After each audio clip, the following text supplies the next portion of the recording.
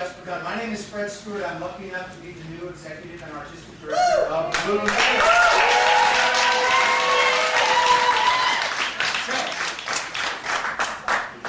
Wish me luck. It's like being the new guy in NAMM. The people here are like, oh, wow. Anyway, got the office clean, backstage. Anyway, welcome. This is a great event. I'm a Bloomsday virgin. Going to do that tonight. Brings back August of '77, Andrew. Anyway, cell phones, please. Anything that might make noise during the performance, silent. There will be one intermission for Guinness. Enjoy the show, everybody.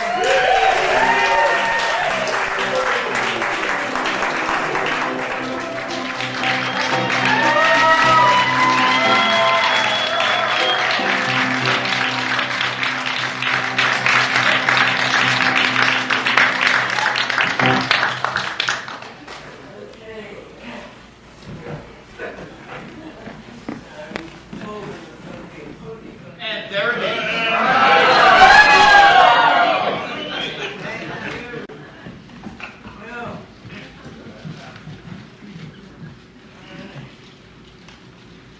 Good evening, ladies and gentlemen.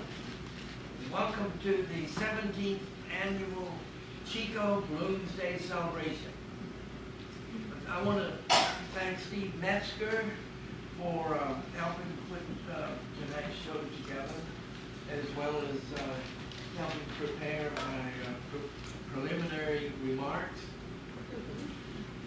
We have a wonderful show lined up for you tonight, with some top-notch actors performing in stage adaptations of scenes from Joyce's Ulysses, as well as musicians performing songs to which Joyce refers in the novel. For those of you who are new to Bloomsday, on June 16, 1904, 22-year-old Dubliner James Joyce went walking for the first time with 20-year-old Nora Barnacle, a witty if unrefined Galway girl working as a chambermaid. This meeting sparked one of the 20th century's great romances, leading quite naturally to their wedding 17 years later. So important to Joyce was that first meeting that he immortalized it by using it as the date on which all of the action in his 800-page novel, Ulysses, takes place. And here's a very brief summary of the novel. Shortly after 8 a.m., 38-year-old Jewish Dubliner Leopold Bloom leaves the house he shares with his wife Molly to spend the day wandering the streets of Dublin, knowing that at 4 in the afternoon, Molly's fiery music teacher and piano accompanist, Blazes Boylan, will arrive at the Bloom home for her lesson, and that they will end up in Bloom's own marriage bed. Over the course of the day, Bloom attends a funeral, visits a newspaper office, a hospital, and a brothel, though not as a customer, and encounters friends, business associates, and most importantly, Stephen Dedalus, a young writer and professor, a literary version of Joyce himself. One of the many things that sets Ulysses apart from other major fictional works is its structure. Like the Coen brothers' film, Oh Brother, Where Art Thou?, Ulysses is based loosely on Homer's epic poem, The Odyssey. Bloom is Odysseus, Molly is Penelope, courted by suitors while he's away.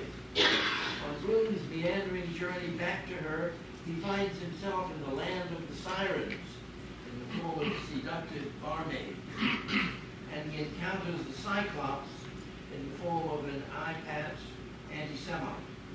In the end, Bloom returns to his home and to his wife, and the last 50 pages are Molly's. Joyce calls this chapter Penelope. In this glorious, impassioned, and often raunchy interior monologue, Molly recalls her life and lovers, climaxing with her remembering Bloom's asking her to marry him and her saying yes. Excuse me. So tonight we offer you a brief sampler of what the novel's about. hoping it will encourage you to read or reread one of the greatest writers in the English language, James Joyce. Without further ado then, let's go back to Dublin, June 16th, 1904.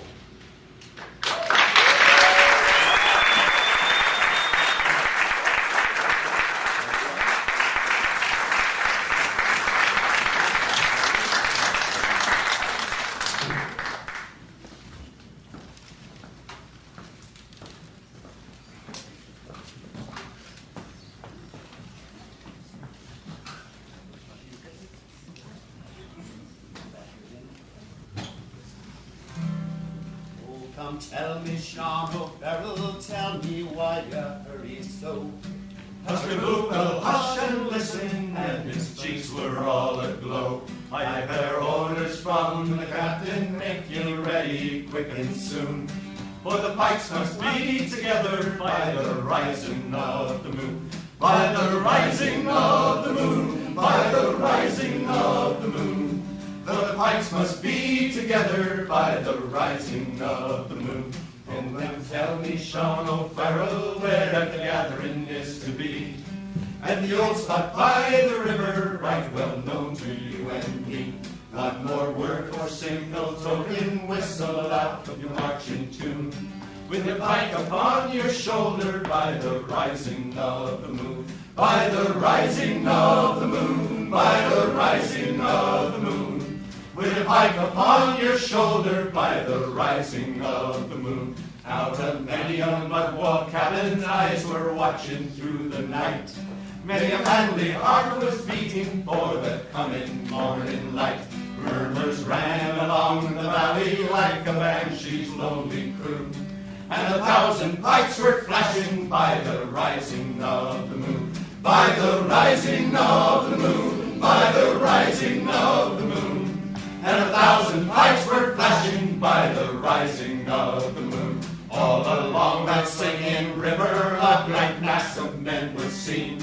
And above their shining weapons swung their own beloved green. Death to every foe and traitor, whistle out the marching tune. And around the boys for freedom, 'tis the rising of the moon. 'Tis the rising of the moon, 'tis the rising of the moon. And around me, boys, for freedom, 'tis the rising of the moon. 'Tis the rising of the moon, 'tis the rising of the moon. And around me, boys, for freedom, 'tis the rising of the moon.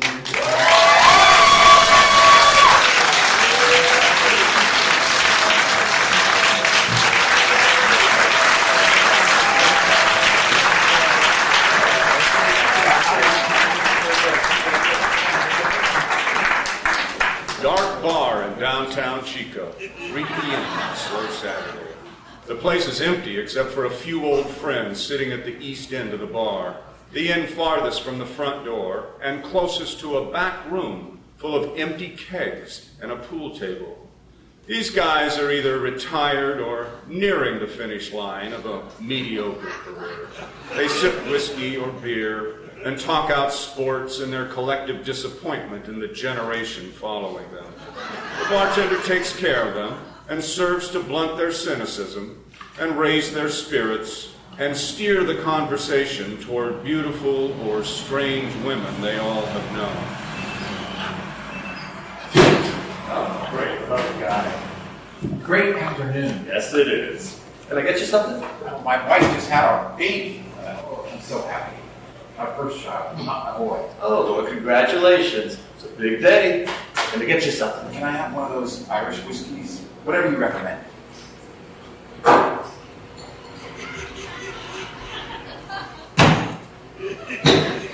Hey, this guy just had his first kid. So we heard. You guys want to buy him a drink? Tell him to come back when the kid has a job. Then we'll buy it. This one's on me. Like I said, congratulations. Thank you. I wanted to stop here first after the hospital. We should go shake his hand at least. Why? Yeah, why? Then he'll just want another free drink. And we'll have to pretend like we're happy about his kid. You got a job. You're gonna save up enough money to put the kid through college? $10,000 a semester. 6 semesters to graduate. A degree in history. No jobs. Dental bills. This kid's life's over. And he's happy. Oh, incoming.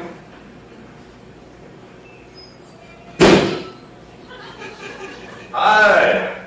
Kids want a drink? Well, we wanted to come downtown to an Irish bar. It's Bloomsday. Yeah, it's Bloomsday. We're looking for the spirit.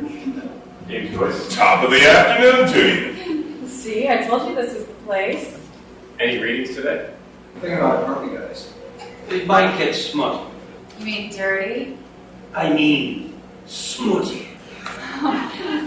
Sure. But if you guys are going to do readings, where are their books? Where's your book?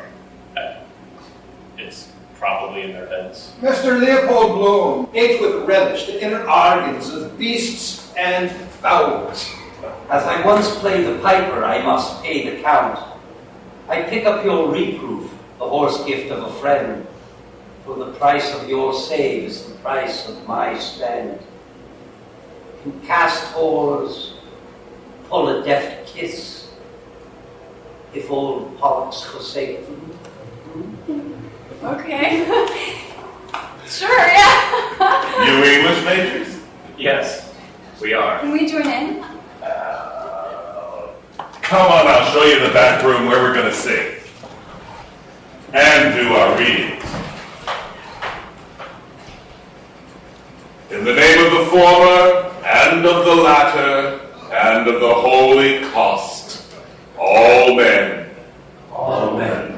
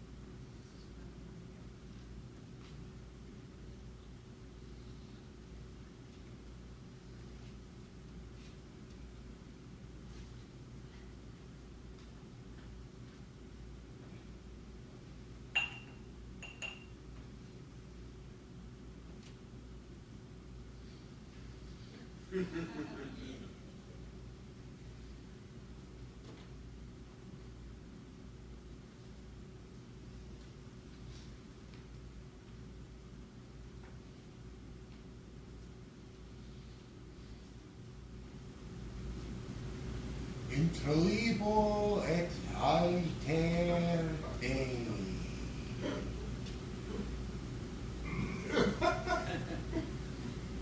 Come up, Douglas. Come up, you fearful Jesuit. Sheridan Tuma, sir? Very good. Well, There was a battle, sir? very good. Where? I forgot the place, sir. 279 BC? Asculum. You, Armstrong. What was the end of Pyrrhus? Bizarre!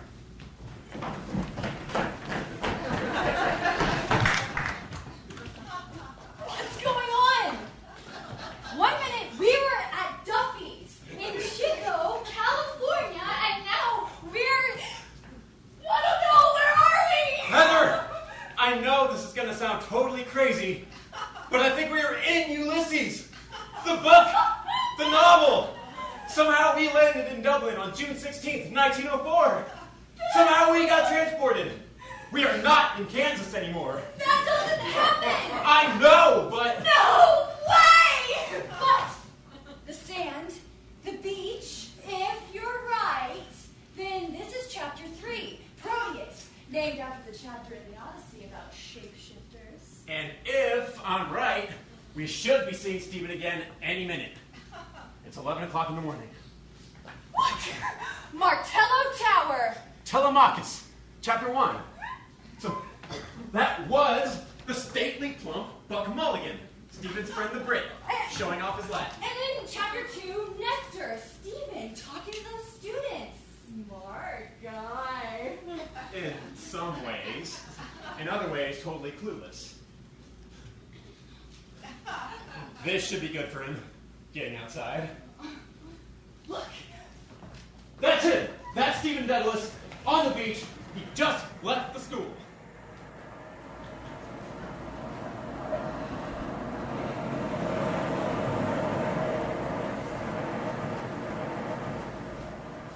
Ineluctable modality of the visible. At least that if no more thought through my eyes. Sea swan and sea wreck, the nearing tide that rusty boot. Snark green, blue silver, rust, colored sign. See? I was just thinking the same thing. Ineluctable modality of the visible. He's trying to tell the difference between our own perceptions and reality. Shape shifting. Yeah. In the dark, my axe sword hangs at my side. Tap with this. They do. My 2 feet in his boots at the end of his legs. Eyes closed? In someone else's boots? Remember, a couple of weeks ago in class, we talked about Stephen questioning sight and sound as totally subjective.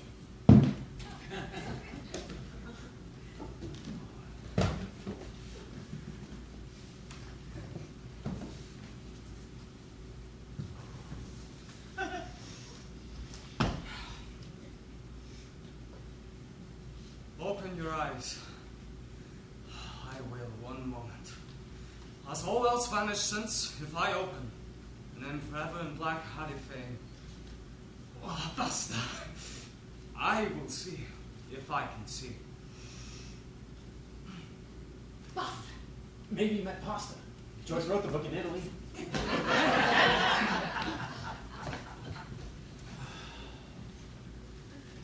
My consubstantial father's voice. Have you seen anything of your artist, brother Stephen, lately? No? Sure he's not down in Strasbourg. Heavens with his Aunt Sally.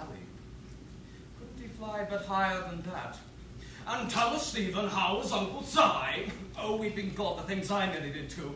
The boys up in the hayloft. The drunken old Cotswall and his brother, the cornet player. I guess that's the artist's way of dissing his dad, mocking his attitude. Oh, Stephen, you will never be a saint. You were awfully holy, weren't you? You prayed to the Blessed Virgin that you might not have a red nose. You prayed to the devil in Serpentine Avenue that the fruity widow in front might lift her clothes still once more from the wet street. Yes! Here, the good little Catholic boy is punishing himself for praying for a glimpse of some babe's stockings.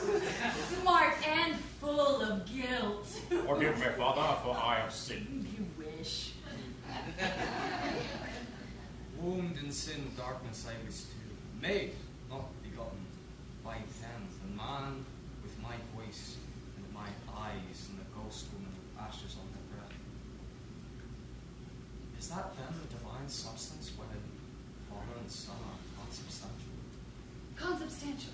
Same substance. Holy Trinity, 3 guys, one and the same. Are we the same substance as our parents?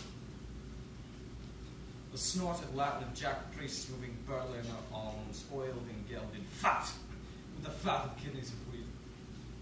Perhaps round the corner, a priest is elevating it, tring-a-tring, and 2 streets off he's blocking it, tring-a-tring. Remember? He was taught priests were spouting God's words. He was even going to be one himself, but now he's wondering about the church. Well, he still hasn't found what he's looking for. What? Oh, nothing. I thought I heard Bono there for a second. You're so funny. Oh, you're going to do wonders. What? Missionary to Europe after fiery Columbanus. Ficre and Scotus in heaven, spilled from their pint pots, loud Latin laughing. And you, pretending to speak broken English as you dragged your valise, halted 3 pence across the slimy pavement haven. Interesting. pretending to speak broken English.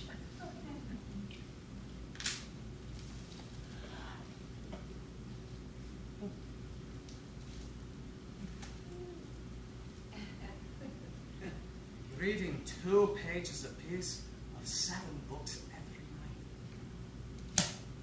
I was young.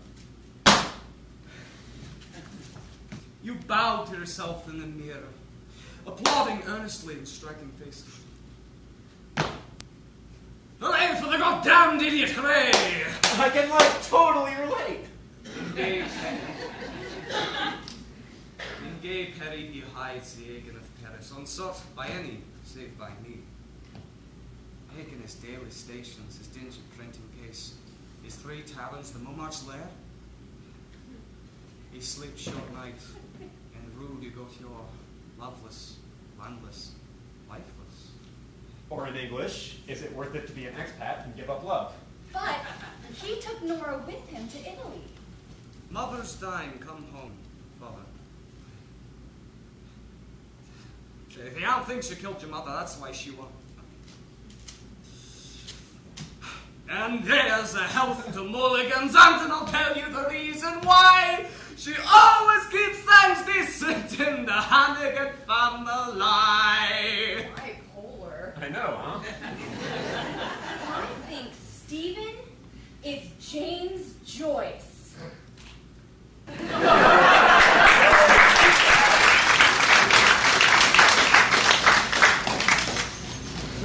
I call rooftop ruminations.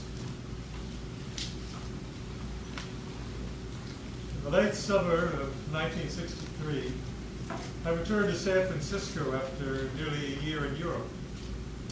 I found a job loading buses during swing and graveyard hours, and I discovered a rooftop apartment on California Street near Larkin.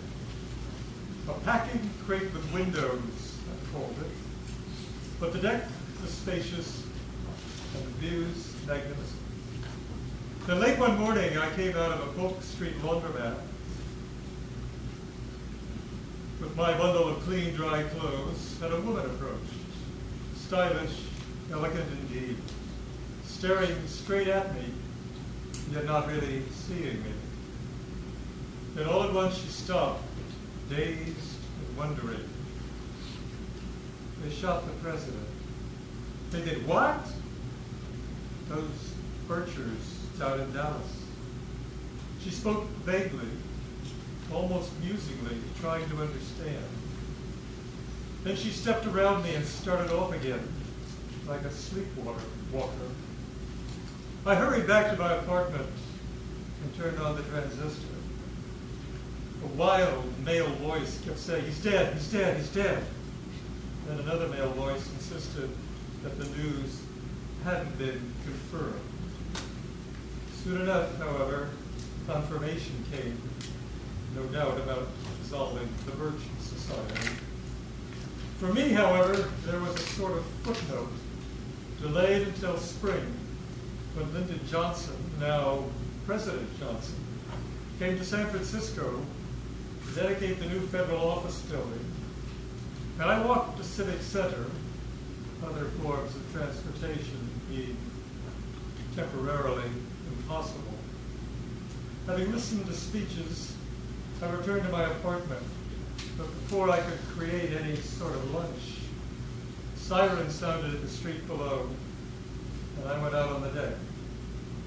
A car caravan rolled slowly east down California Street, escorted by police on popping and roaring motorcycles. The presidential car was roofless, and Johnson stood hunched before the front seat, one hand lifting and falling slowly in a sort of continuous blessing. I approached the roof edge and stared straight down. A man with a rifle was lying on the back seat floor, watching the roofs and upper stories. Seeing me, he stiffened, jerking the gun into position and studying me closely. Angrily, it seemed. I stiffened now, deciding that there was no time for gestures. We stared coolly at each other, until the procession moved on, and the riflemen considered other roofs and windows. All of which you might think would have sufficed. The roofs in Revelation weren't finished. Several months later, a lunar eclipse occurred, and the deck beside the packing crate with windows offered a spectacular view of something very different from assassinations and surly rifle-holding guards hiding on the floor of the presidential car. There had been advance warning, of course, and eclipses don't exactly sneak up on you. Still, watching that curved shadow crawl across the face of the moon was sufficiently eerie, and the thought persisted, that's our shadow. And so in a sense it was, the Earth taking a greater and greater bite of our darkening satellite. And what has all this to do with James, Joyce, and Ulysses? Well, this, it seems to me, is where Joyce might step in. Not that he wishes to chill his readers with bleak thoughts of outer space. Indeed, there is at times a great joyous joker loose in Ulysses. Consider, though, the 7th chapter and Aeolus, the god who assists Ulysses and his men by tying up the winds so the Greeks might reach their homeland. While Ulysses sleeps, the furious crew lets loose the winds, driving the ship all the way back to Aeolus, who is now too angry to favor the mindless sailors. The scene, however, is played out in the present-day newspaper office, where the increasingly vulgar winds gather more and more force and dubious taste while sparing nobody. Thus the discussion of ancient Greek controversy yields jazzy newspaper prose. Sophist wallops haughty Hellenes, swear on proboscis, Spartans gnash molars, Ithacans vow tempest chant. So it goes, yielding tribute to the two Dublin Vestals excited by thoughts of Admiral Nelson, the one-handled adulterer. Nelson, of course, lost an arm in combat, and there was, for a long time, a monument to Nelson in Dublin, of all places. The one-handled adulterer, as he is called, by Mr. J.J. O'Malloy. Then follows another hypothetical and splendidly vulgar headline. Diminished digits prove too titillating for frisky frumps. And so Wangles, yeah, can you blame it? With Joyce, we encounter the ordinary only to have the extraordinary and memorable jump out at us. Thus Bloom, wandering through his Dublin day, encounters the girl on the beach. During his, in many ways, pitiful promenade, he becomes a victim as well as a savior. Ethnically vulnerable in the barroom, then rescuer and father figure in Nighttown. And long after her idyllic vacation by Gibraltar's Moorish walls, Molly recalls her culminating surrender to Bloom amid the fragrant heather on Dublin's Hill of Hope. Indeed, Joyce has both Bloom and Molly recollect the unexpected, the unforgettable, and the most memorable, and we, as readers, enjoy the adventure. Thank you.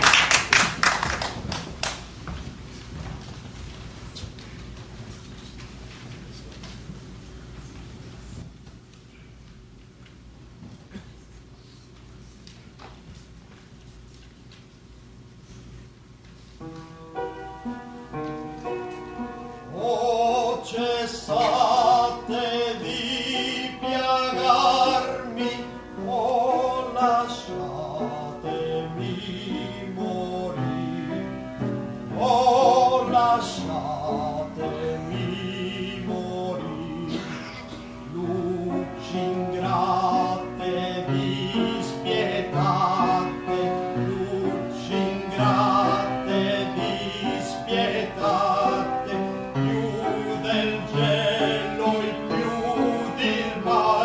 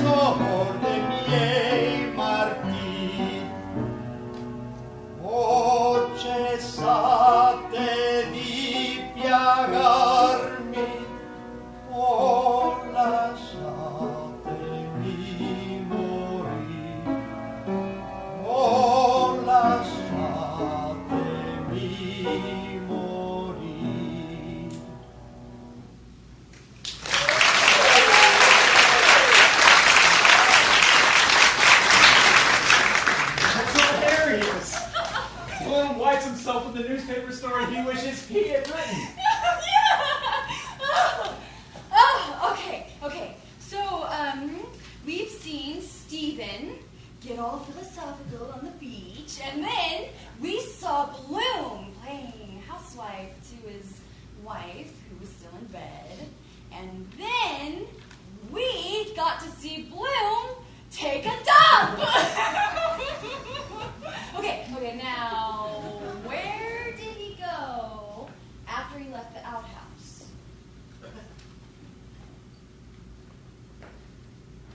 Oh, look, there he is. Oh yeah, and see? He's dressed in black for Digman's funeral. That happens in the next chapter.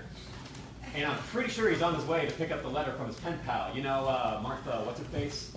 The lady he's having the imaginary affair with. Warm morning. Oh, and that's the card he uses to get his mail from Martha. It's printed with a fake name and address. What's the name he's using? I forget. So warm. Far East. Lovely spot it must be. Garden of the world. Big lazy leaves to float about on. Cactuses and flowery meads. Snaky lianas, they call them. Wonder, is it like that? Well, that seems far-fetched, but it does sound lovely. Sinhalese lobbing about in the sun in the dolce far niente.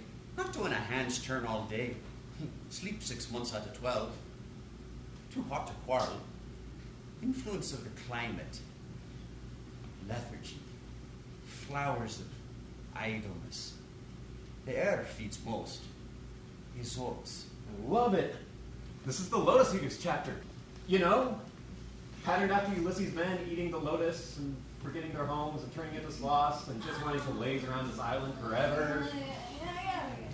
Hothouse in botanic gardens. Sensitive plants. Water lilies.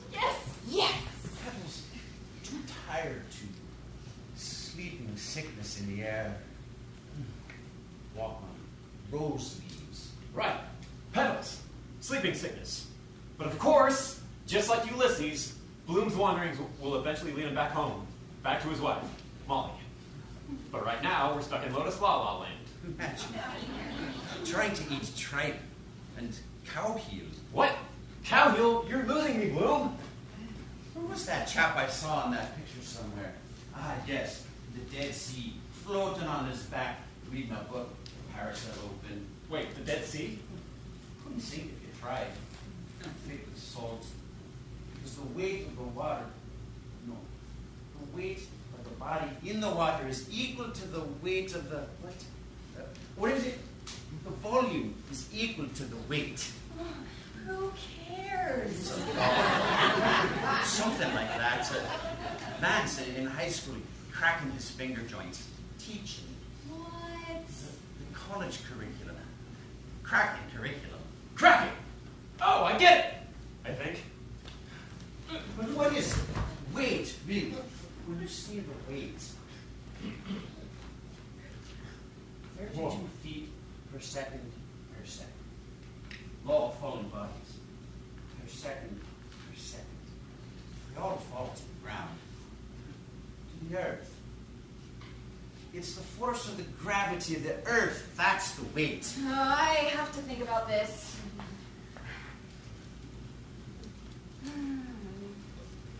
Look, he's walking away. He's going to get the letter from his pen pal. Careless there. I'm just dropping to see. Per second per second. Per second for every second it means. Oh, enough with the physics!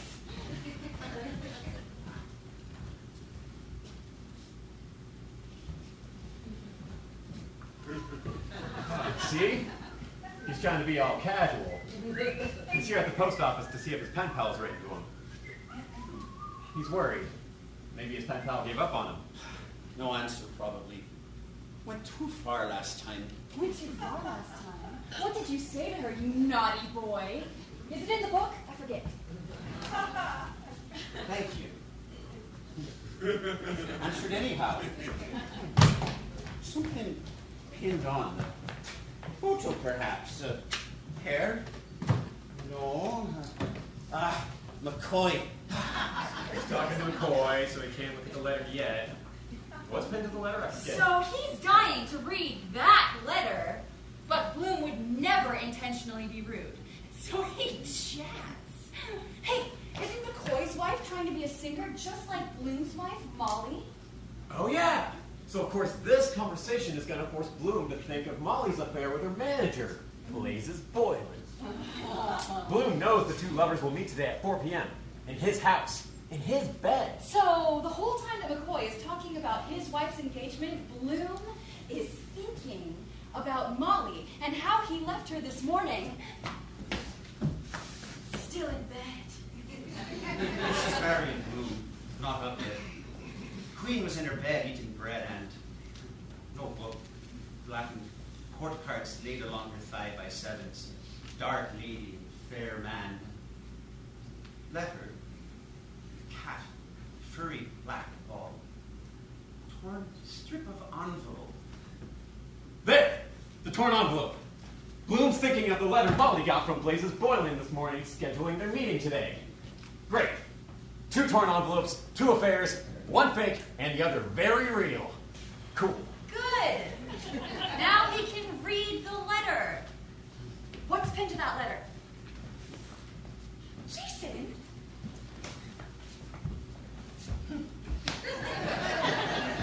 Flower, I think. Yellow flower. Flattened petals. Not annoyed then. What does she say? Dear Henry. Henry. I got your last letter to me, and thank you very much for it. I'm sorry you did not like my last letter. Why did you enclose the stamps? I am awfully angry with you. I do wish I could punish you for that. I called you naughty boy because I do not like that other word. Please tell me, what is the meaning of that word? What word, I wonder? Any guesses? It means naughty, but she doesn't like it? Reprobate! Degenerate? Are you not happy in your home, you poor little naughty boy? I do wish I could do something for you. Please, tell me what you think of poor me. I often think of the beautiful name you have. Oh, yeah! I remember. For Martha, Bloom calls himself Henry Flower. Get it? Lots of flowers in this Lotus Eater chapter.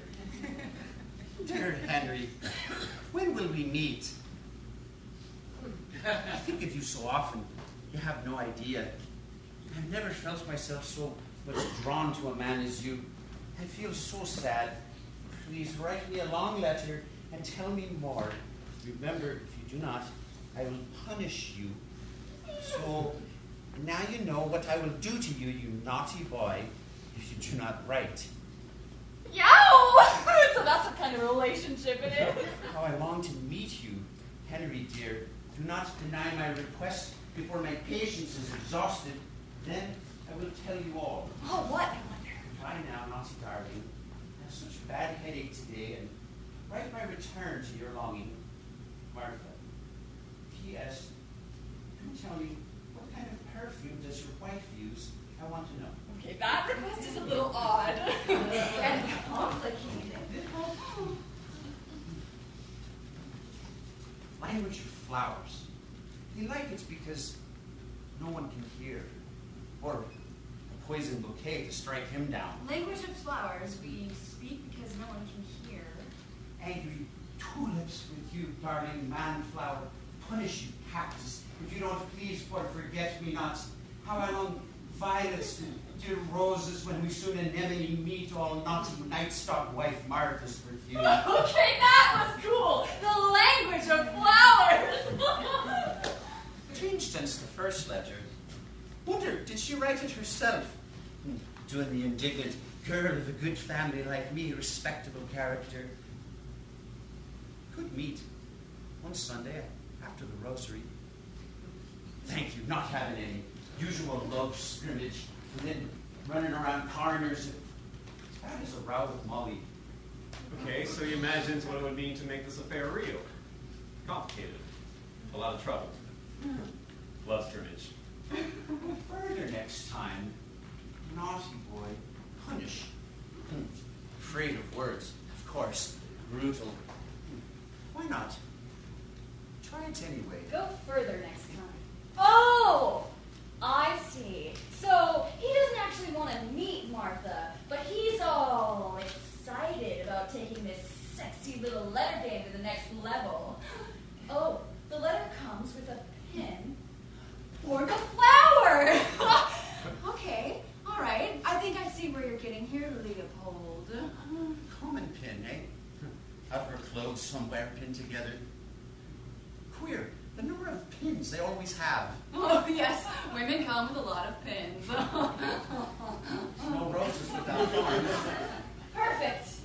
Now what about the envelope? What are you going to do with the incriminating evidence?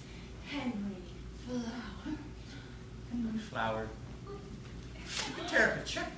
There are 100 pounds in the same way. Super a bit of paper.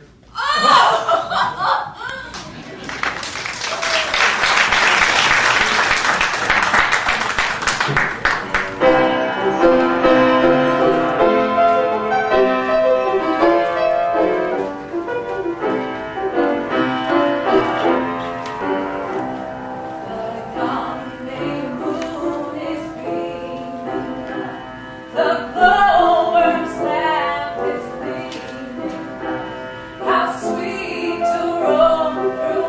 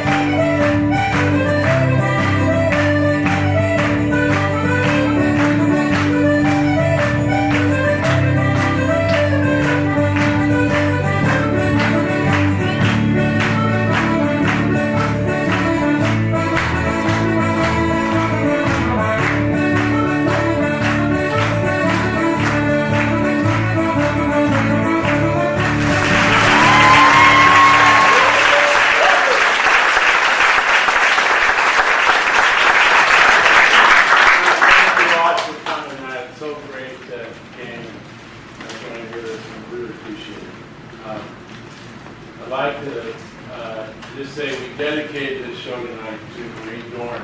Marie is great.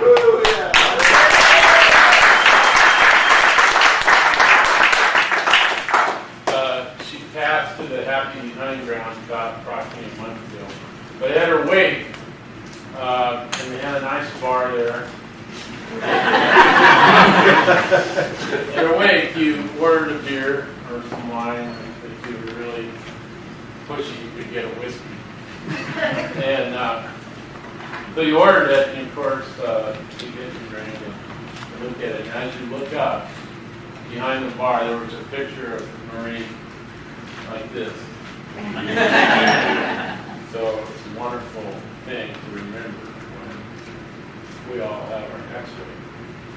In the meantime, would you join us at the intermission for, again,